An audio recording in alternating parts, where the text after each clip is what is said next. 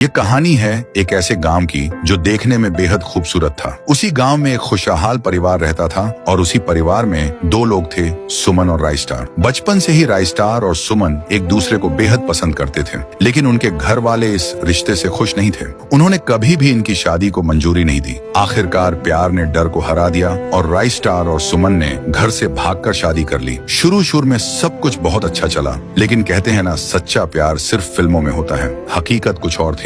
शादी के कुछ समय बाद ही सुमन का असली रंग सामने आने लगा। असल में सुमन को हमेशा से पैसे वाले लड़के पसंद थे। उसे लैम्बोर्गिनी में घूमना था, लेकिन राइस्टार गरीब था, मेहनत मजदूरी करके घर चलाता था। इसी बीच गांव में एक अमीर लड़का आया, ज्ञान भाई। वो एक करोड़पति का बेटा था और उसकी लाइफस्टाइल पूरी तरह शाही थी। एक दिन सुमन बाजार जा रही थी और ज्ञान भाई अपनी लैम्बोर्गिनी में निकल रहा था। उसने सुमन को देखा और बोला, कहाँ जा रही हो? जाने मन कहो तो घर छोड़ दूं। सुमन मुस्कुराई और वही मौका देखकर उसकी कार में बैठ गई। ज्ञान भाई उसे घर छोड़ने आया, लेकिन तभी राइस्टार सामने से आया और बोला, ये कौन है? सुमन झूठ बोलती है, ये मेरा कॉलेज का भाई है। बहुत समय बाद मिला तो घर तक छोड़ने आ गया। राइस्टार थोड़ा परेशान तो होता है, मगर उसे सुमन पर भरोसा था। मगर सुमन उस भरोसे को तोड़ने का प्लान बना रही थी। अगले दिन जब राइस्टार घर से कहीं चला गया, सुमन ने ज्ञान भाई को बुलाया और कहा, जल्दी आओ, मेरा पति घर पर नहीं है। ज्ञान भाई घर आता है और सुमन से कहता है, उस गरीब राइस्टार को छोड़ क्यों नहीं देती? सुमन कहती है, छोड़ तो दूंगी, लेकिन मुझसे शादी कौन करेगा? ज्ञान भाई हंसकर कहता है, मैं हूं ना।